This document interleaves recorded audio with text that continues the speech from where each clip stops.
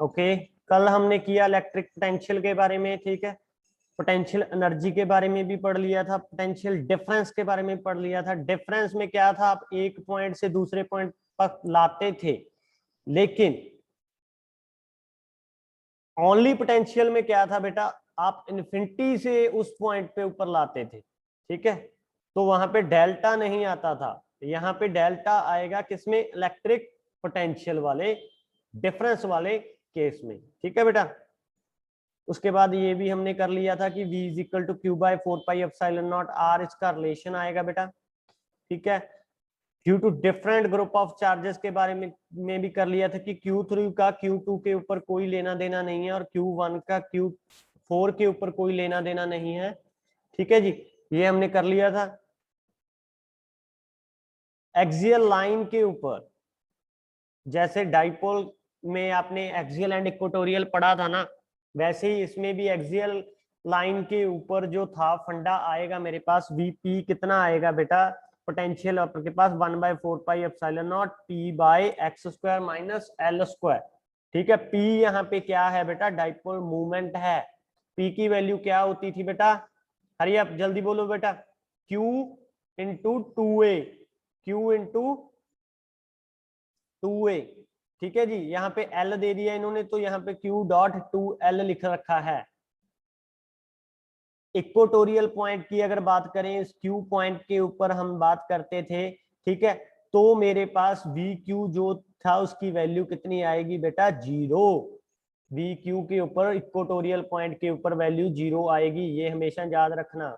The net electrostatic potential at the point in the electrical field due to an electric dipole at any point on the equatorial line will be 0, ये आपने always याद रखना है।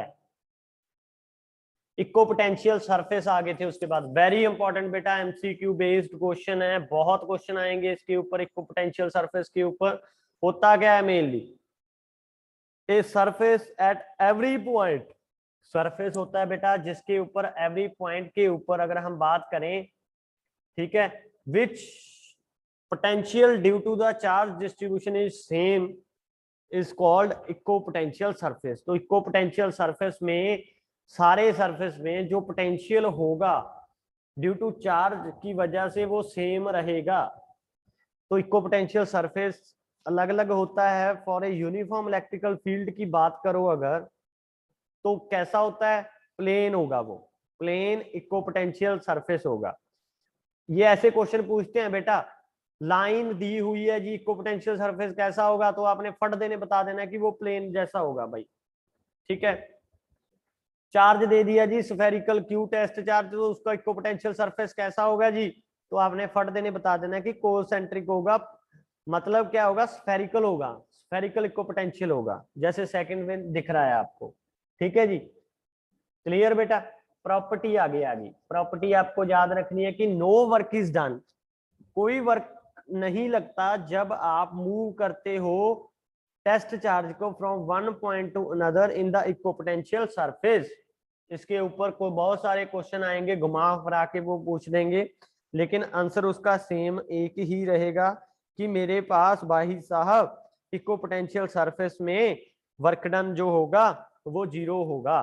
Suppose करो ये मेरे पास charge दे दिया कोई भी क्यूब, ठीक है जी, इसका ये मेरे पास इसके अराउंड जो था इक्को पोटेंशियल सरफेस बन रहा था। एक टेस्ट चार्ज ले लिया पॉजिटिव क्यू, आपने इसको मूव करना है यहां से लेके यहां तक,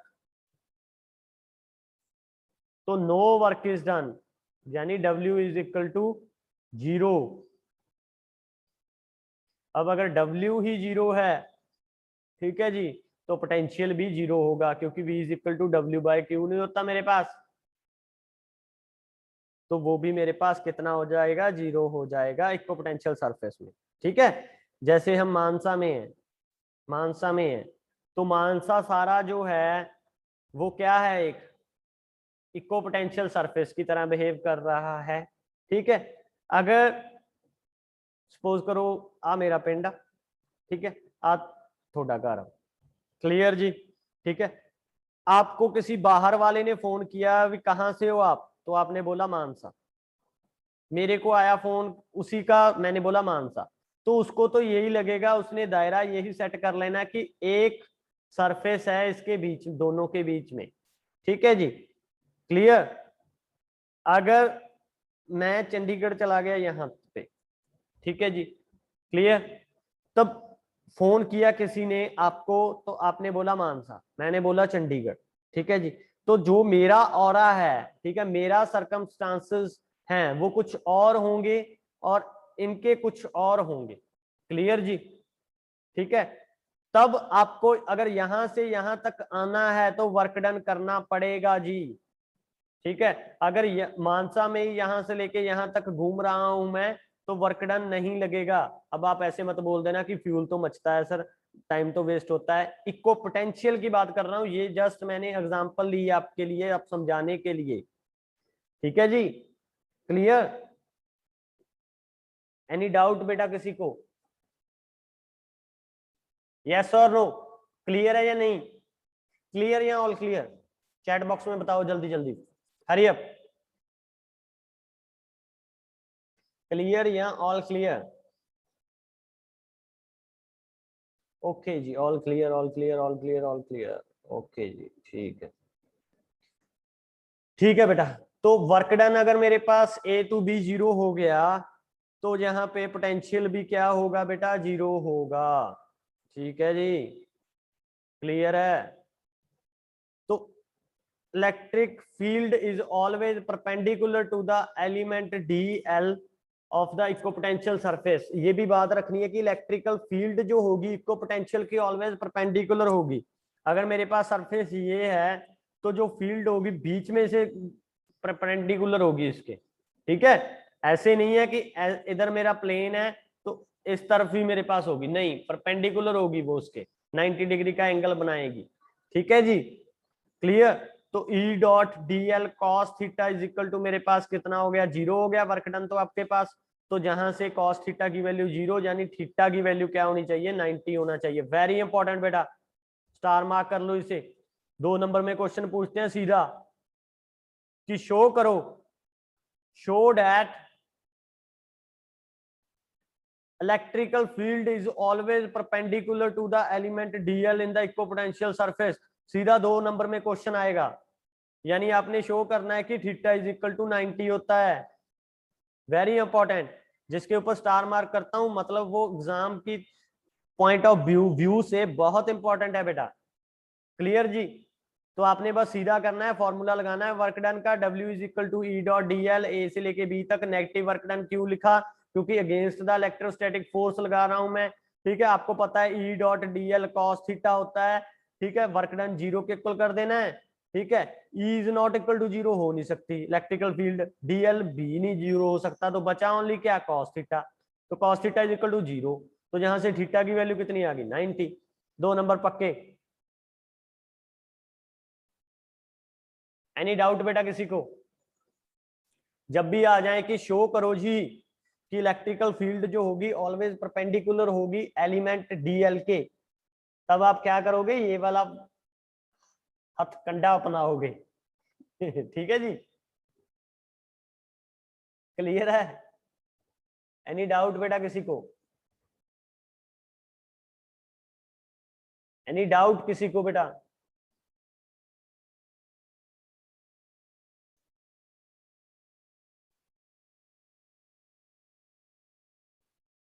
ओके जी,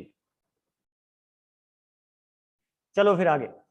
ये क्या कहता मेरे पास? Equipotential surface indicate the region of strong और वीक इलेक्ट्रिकल फील्ड। इक्विपोटेंशियल मेरे पास ये भी बताता है कि इलेक्ट्रिकल फील्ड किधर मेरे पास वीक होगी, किधर मेरे पास स्ट्रॉन्ग होगी। ठीक है जी, electrical field define as the negative potential gradient. ये क्वेश्चन आया था बेटा, ये क्वेश्चन आया था एमसीक्यू में, देखा मैंने कि आपके पास इक्विपोटेंशियल ग्रेडियंट बोल देंगे क्या होता है, पोटेंशियल ग्रेडियंट बोल देंगे क्या होता है, तो आपने फट देने लिख देना है D R is equal to minus DV by, जहाँ E is equal to minus DV by D R is potential gradient, where DV is potential gradient. Clear जी। डी पहले भी बोला मैंने, अगर बिल्कुल स्मॉल ले रहे हो आप तो डी लोगे, अगर थोड़ा सा बड़ा डिफरेंस हो गया तो वहां पे डेल्टा आ जाता है। ठीक है, बहुत कम के लिए, बहुत छोटी टर्म के लिए आप डी वर्ड यूज करते हो, बात सेम ही है। ठीक है जी, तो जहां पे ई लार्ज होगी डी आर स्मॉल हो गया, ई डायरेक्टली इनवर्सली प्रोपोर्शनल है इसके, ई ज्यादा तो डी आर कम। ठीक है जी, तो separation of the equal surface will be smaller.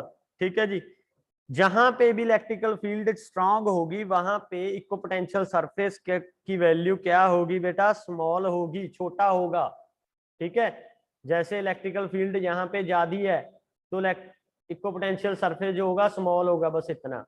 यहाँ पे इलेक्ट्रिक पोटेंशियल की वैल्यू, इलेक्ट्रिकल फील्ड की वैल्यू ज्यादा है तो यहाँ पे इलेक्ट्रिक पोटेंशियल भी कितना होगा, बड़ा होगा। It's common sense. उसके बाद two equal potential surface can not be intersect. ठीक है, ये भी आ जाता है, क्यों नहीं होते, क्योंकि अगर ऐसा होगा तो then at the point of interaction there will be the two value of electric potential which is not possible.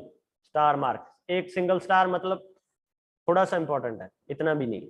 ठीक है जी, क्लियर बेटा। उसके बाद देखो बेटा,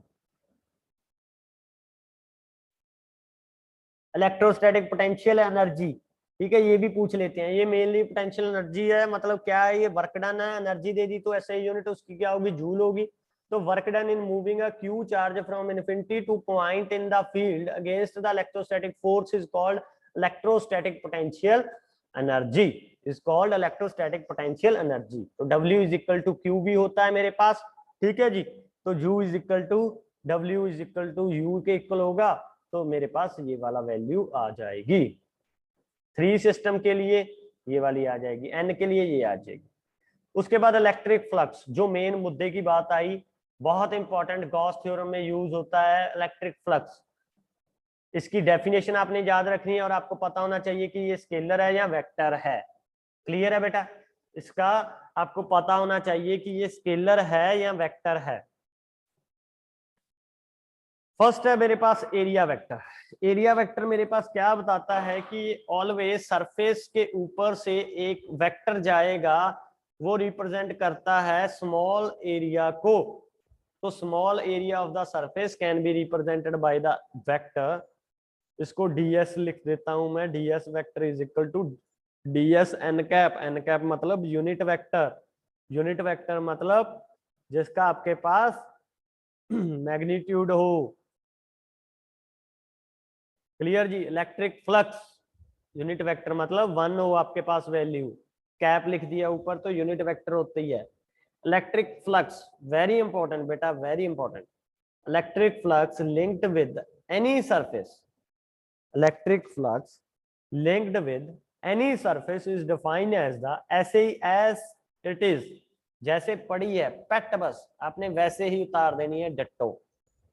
इलेक्ट्रिक फ्लक्स समझो इसको क्या बोल रहे हो, electric flux linked with any surface, कोई भी सरफेस के ऊपर लिंक्ड हो जब इलेक्ट्रिक फ्लक्स, वो डिफाइन कैसे करते हो, as the total number of electric field lines of force, total जितनी भी उस सरफेस में से इलेक्ट्रिकल फील्ड लाइन पास हो रही है, that normally pass through that surface. वो कैसे पास होंगी बेटा, नॉर्मली पास होंगी। ठीक है, नॉर्मली का मतलब यहाँ पे क्या आ गया, परपेंडिकुलर। नॉर्मली का मतलब यहाँ पे क्या आ गया बेटा, परपेंडिकुलर। ठीक है जी, क्लियर है बेटा। फ्लक्स, फ्लक्स क्या होगा कि total number of electric field line of force जितनी भी हैं वो क्रॉस होएगी, क्रॉस होणगियां ਉਹਦੇ ਵਿੱਚੋਂ, ਕਿਹਦੇ ਵਿੱਚੋਂ ਪੁੱਤ, ਸਰਫੇਸ ਦੇ ਵਿੱਚੋਂ। ਬਟ कंडीशन एक की ऑलवेज की होना चाहिए, अपने को नॉर्मल होनी चाहिए। ठीक है जी, वो क्या होंगी मेरे पास, ऑलवेज नॉर्मल होंगी। क्लियर बेटा, एनी डाउट किसी को? तो ये मेरे पास सरफेस ले लिया कोई भी, ठीक है, हमें नहीं पता कौन सा सरफेस है, ये ले लिया। ठीक है, तो यहाँ पे जो नॉर्मल है इलेक्ट्रिकल फील्ड, ठीक है जी, उसको क्या बोलूंगा मैं, इलेक्ट्रिक फ्लक्स। ठीक है जी, ये होता है मेरे पास फाई के इक्वल, ये होगा, इसको बोलूंगा मैं फाई के इक्वल। ये होगा मेरे पास phi. Phi is closed integral surface S E dot D S, E S cos theta और ई एस। ठीक है जी, तो फाई को आप सीधा लिख सकते हो ई डॉट एस वेक्टर। आप ये खुद ये है स्केलर क्वांटिटी है, खुद ये है एक स्केलर क्वांटिटी, याद रखना, पूछते हैं। लेकिन प्रोडक्ट किसका है, ये दो बोथ वेक्टर क्वांटिटी का। ठीक है, अगर इसको मैग्नीट्यूड में लिखूं तो कैसे आ जाएगा, ई एस कॉस थीटा। ये थीटा की वैल्यू ऑलवेज कितनी होनी चाहिए मेरे पास, 90। ठीक है जी, क्लियर। एसआई यूनिट कितनी होती है बेटा इसकी, न्यूटन मीटर स्क्वायर पर कूलम और जूल मीटर पर कूलम। क्लियर जी, एनी डाउट किसी को। फ्लक्स बहुत इंपॉर्टेंट चीज है। ठीक है, फाई इसकी, जब मेरे पास थीटा की वैल्यू 0 से 90 के बीच में होगी तो थीटा फाई जो है पॉजिटिव होगी। अगर 90 है तो फाई मेरे पास 0 हो गया, अगर 90 से 180 है तो मेरे पास नेगेटिव हो जाएगा। क्लियर बेटा। आगे देखो, Gauss theorem very important, 5 number में पूछी जाएगी ये सीधी, आपको 5 नंबर में सीधी आएगी आपको। ठीक है, कि क्या होती है जी गॉस थ्योरम, अगर 5 में ना आई है उसकी एप्लीकेशन आ जाएगी 3 नंबर में पक्की। ठीक है जी, एक एप्लीकेशन तीनों में से आ जाएगी कि हाँ जी गॉस थ्योरम की ये वाली एप्लीकेशन बताओ। ठीक है, एक नंबर में पूछते हैं इलेक्ट्रिक फ्लक्स क्या होता है। क्लियर जी, तो इसकी डेफिनेशन आपने याद रखनी है कि the surface integral of electrical field intensity, electrical field intensity के अगर मैं सरफेस इंटीग्रल लगा दूं, वो कौन सा, closed, over any closed hypothetical surface. और इसको गॉसियन सरफेस भी बोल देते हो। गॉसियन सरफेस का मतलब होता है कि जो हम खुद बनाते हैं, ठीक है, खुद बनाते हैं, झूठा सा। ठीक है, in a free space is equal to, in a free space is equal to कितना, 1/ε0 times the net charge enclosed within the surface. ठीक है जी, तो ये इसकी डेफिनेशन आ गई, वेरी इंपॉर्टेंट बेटा, 1 मार्क क्वेश्चन के लिए, 3 स्टार। ठीक है जी, phi E is equal to closed integration of S E dot D S is equal to 1/ε0 summation I is equal to 1 से लेके एन तक क्यू आई। एनी डाउट किसी को बेटा। ठीक है, ये वाला प्रूफ जो है आपकी सिलेबस में नहीं है तो खैर मनाओ। क्लियर जी, एनी डाउट बेटा किसी को।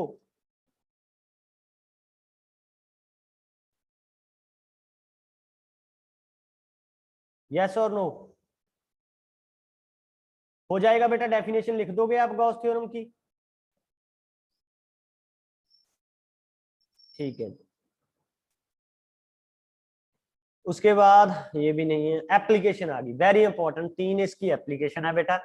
फर्स्ट वन आ गया मेरे पास, electrical field intensity due to a line charged wire. Line charged wire मेरे पास बता दी, तो इसका आपको पता है कि सिलेंड्रिकल सरफेस होगा अराउंड। ठीक है जी, इसके लिए फर्स्ट 3 आपको लगाने हैं फंडे एप्लीकेशन के लिए। पहले तो आपने गॉसियन सरफेस ड्रॉ करना है, कर लिया जी। उसके बाद आपने फ्लक्स निकालना है जी, कितना है, निकाल लिया जी। उसके बाद गॉस थ्योरम लगा देनी है और गॉस थ्योरम का फॉर्मूला लगा देना है, तो आपके पास आंसर आ जाएगा। क्लियर जी, तो पहले आपके पास ओनली वायर थी, एक वायर थी बेटा, ओनली ये वाली वायर जी थी, पॉजिटिव थी। इसके अराउंड गॉसियन सरफेस ड्रॉ कर लिया मैंने एज अ सिलेंड्रिकल। ठीक है जी, एल इसकी लेंथ दे दी। ठीक है, आपको पता है कि जो इलेक्ट्रिकल फील्ड होगी वो ऑलवेज कैसी होगी, परपेंडिकुलर होगी। ठीक है बेटा,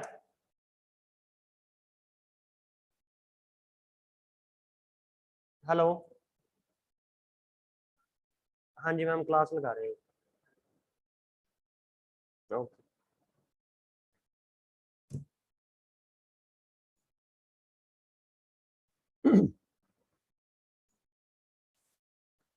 हाँ जी, सॉरी बेटा। तो मेरे पास गॉसियन सरफेस मैंने ड्रॉ कर लिया ये वाला, ठीक है। इसके लिए आपको पता होना चाहिए कि Gaussian surface is a closed surface around the charge distribution such that the electrical field intensity has single fixed value at every point on the surface. Electrical field intensity ई की वैल्यू हर एक पॉइंट के ऊपर कुछ होगी, ठीक है जी। वो कैसी होगी आपको पता है, परपेंडिकुलर होगी वो ऑलवेज, ठीक है। एरिया के वो ऑलवेज क्या होगी बेटा, परपेंडिकुलर होगी, ठीक है।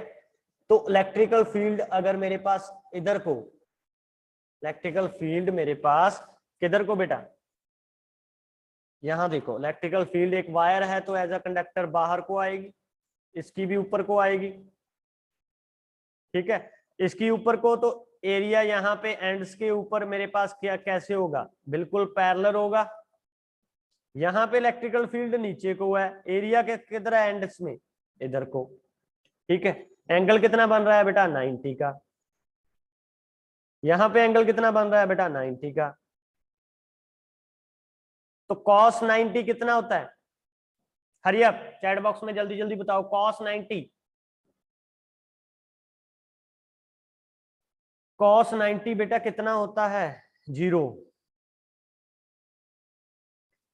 तो ये वाली टर्म जो भी एंड्स के ऊपर हम निकालने वाले हैं तो ये कितनी आ जाएगी, 0, ये भी 0, बचा ओनली क्या, ये वाला सरफेस, ठीक है जी। तो बस लिख लेना है बस आपने, ए बी सी, ठीक है जी, ए बी सी, बी के ऊपर भी आपके पास 0, ए के ऊपर भी 0, बचा ओनली सी, तो 0 लिख दिया cos 0। तो ई डॉट डी एस आ गया मेरे पास। सरफेस एरिया की इंटीग्रेशन करेंगे जब हम इसको, ठीक है। आपको पता है एरिया एंड्स के ऊपर कैसा होता है, इस कर्व सरफेस के ऊपर कैसा होता है, 2πr_l, ठीक है। तो कर देना बस, तो मेरे पास रिलेशन आ जाएगा किसका बेटा, फर्स्ट एप्लीकेशन का। उसके बाद Q की वैल्यू क्या होती है मेरे पास, सिग्मा एल। Q की वैल्यू सिग्मा एल, कहां से आया ये, सिग्मा या लैम्डा, लैम्डा, ठीक है, क्योंकि आप लाइन ले रहे हो। Lambda is equal to Q by L होता है, lambda is equal to Q by L होता है। तो सब्स्टिट्यूट करके वैल्यू मेरे पास रिलेशन आ गया, E is equal to 1/4 epsilon naught 2 lambda by R, ठीक है जी। ऑलवेज इलेक्ट्रिकल फील्ड की डायरेक्शन ऑलवेज क्या होगी, रेडियली आउटवर्ड होगी, ये आपने याद रखना है, ठीक है। फॉर नेगेटिव लाइन ये हमेशा क्या होगी, इनवर्ड होगी, ठीक है। उसके बाद शीट की ले अगर बात करें तो शीट में भी आपके पास स्फेरिकल बन जाएगा, तो लेकिन इसमें आपने एंड्स जो हैं कंसीडर करने हैं, क्योंकि इलेक्ट्रिकल फील्ड की वैल्यू ऑपोजिट हो गई प्लेन में, ठीक है जी। तो 2 आ जाएंगे इसमें, ठीक है, सेम एज इट इज, बाकी सारा कुछ सेम, बस बाकी सारा कुछ सेम है। बचा क्या इसमें बेटा,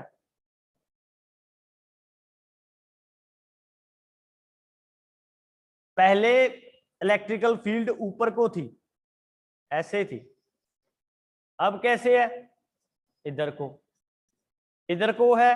तो एंड्स वाले केस अब हम कंसीडर करेंगे, कर्व वाले अब हम क्या करेंगे, छोड़ देंगे, क्योंकि 90 डिग्री का एंगल अब कर्व में बन रहा है। तो 2 आ जाएंगे केस, कौन कौन से, ए एंड बी, तो 2EDS हो गया। अब एंड्स का फॉर्मूला जो होता है सिलेंडर में वो कितना होता है, πr², πr²। कर्व का कितना होता है बेटा, 2πrl, ठीक है बेटा। सेम एज, बस लैम्डा की जगह पे यहाँ पे सिग्मा आ जाएगा और कुछ नहीं करना, E is equal to sigma by 2 epsilon naught, मेरे पास रिलेशन आ जाएगा इसका। उसके बाद इलेक्ट्रिकल फील्ड 2 शीट्स का, ये मैंने उससे पहले भी करवाया हुआ है आपको, कि जो बाहर वाला रीजन होता है आउटवर्ड वाला, इसमें सिग्मा 1 प्लस सिग्मा 2 कर देना है, ठीक है जी। जो अंदर वाला रीजन आएगा 2 एप्सिलॉन नॉट यानी माइनस आ जाएगा, नीचे बाकी सारा कुछ सेम आपने, लेकिन इसमें याद रखना है कौन सा वाला, कि हमने किया था कि जो प्लेन वाला है, अगर दोनों एक पॉजिटिव है एक नेगेटिव है, ये वाला तीसरा वाला केस, तो ई की वैल्यू जो सेंटर में आएगी, हमने कैपेसिटर में भी किया, याद भी रखा कि E is equal to sigma by epsilon naught होता है जी। ठीक है, बाहर अगर बात करें तो इस साइड में 0, इस साइड में 0, जब सिग्मा 1 ग्रेटर है एंड एक तरफ सिग्मा माइनस है। ठीक है बेटा, उसके बाद यूनिफॉर्मली, वेरी इंपॉर्टेंट बेटा, तीसरी एप्लीकेशन है सबसे ज्यादा इंपॉर्टेंस। शेल के अंदर कैसे होगी, शेल के बाहर कैसे होगी, ऑन द सरफेस कैसे होगी, कोई ना कोई तो एक पूछ ही लेते हैं। ठीक है, अगर बाहर सिमिलरली आपने ओ पॉइंट लिया, इसके अराउंड गॉसियन सरफेस ड्रॉ कर लेना है। ठीक है जी, तो वैल्यू निकाल लेनी है आपने, गॉस लॉ लगा के, गॉस थ्योरम लगा के, E dot D S is equal to Q by epsilon naught था मेरे पास। ठीक है, ई बाहर आ गई, integration closed integration ds Q by epsilon naught आ गया। अब आपको पता है एरिया की वैल्यू कितनी होती है बेटा, 4 पाई r स्क्वायर, 4 पाई r स्क्वायर, सब्स्टिट्यूट कर दी क्यू बाई एप्सिलॉन नॉट। ठीक है, तो ई की वैल्यू आ गई Q by 4 pi epsilon naught r square. ठीक है बेटा, यहां से आपको पता है कि क्यू की वैल्यू जो होती है सिग्मा इंटू 4 पाई r स्क्वायर होती है। ठीक है, इसमें पुट करके मेरे पास वैल्यू आ गई इतनी। अगर on the point of the surface of cell की बात करूं, इस पॉइंट के ऊपर, तो जहां पे आर था वहां पे बड़ा आर हो जाएगा। क्लियर? अगर अंदर बात करूं तो अंदर तो होता ही नहीं है, इनसाइड द शेल तो होता ही नहीं है, तो वैल्यू मेरे पास 0 आ जाएगी। ये वाला ग्राफ जो है वेरी इंपॉर्टेंट बेटा, ये बनाना पड़ेगा आपको। क्लियर जी? तो गॉस थ्योरम जिन्होंने नहीं की बेटा, हरी अप, आज आपने गॉस थ्योरम एंड उसकी एप्लीकेशन नोटबुक के ऊपर सभी ने कर लेनी है और मेरे को पिक भेज दे। ठीक है, वेरी इंपॉर्टेंट, 5 नंबर की आएगी बेटा, ये पेट क्वेश्चन है। क्लियर जी? एनी डाउट बेटा किसी को? ठीक है, इसके मैं एमसीक्यू कल आपकी क्लास नहीं है ना, कल मैं आपको इसकी एमसीक्यू आप कोशिश करूंगा कि भेज दूं। ठीक है, एक्स्ट्रा वर्क अपना करके, ठीक है, कि आपको एमसीक्यू इसके भेजूं पोटेंशियल के और गॉस थ्योरम की, ताकि जो आप प्रैक्टिस कर लो। जो आपका रिवीजन टेस्ट है वो आई थिंक सो कब है बेटा, 19 को है ना, कल ही है, सच है ना, कल ही है आपका रिवीजन टेस्ट। ठीक है, चलो फिर मैं रिवीजन टेस्ट ही भेजूंगा पहले आपको। वो रिवीजन टेस्ट आपने ऐसे करना है, टेक इट सीरियस बेटा। ठीक है, उसमें मैंने आपको क्वेश्चन ऐसे डाले हैं कि कुछ ज्यादा ही क्रिटिकल है, कुछ ज्यादा भी बेसिक है। ठीक है, तो वो गूगल फॉर्म वाला टेस्ट को सीरियस लेना है, बुक से नहीं देखना, अपने सेल्फ एनालाइज करना है कि हमको कितना आता है ना। यहाँ पे तो जैसर हम बोल रहे हैं कि हमें कुछ आता भी है या नहीं आता। ठीक है, सेल्फ एनालाइज करना है, कोई बात नहीं है, नंबर कम आते हैं कोई इशू नहीं है। ठीक है, हुण तक मेरे नंबर घट ही आउंदे रहे ने, कोई चक्कर नहीं हैगा, नंबरां कोई नहीं पुछदा।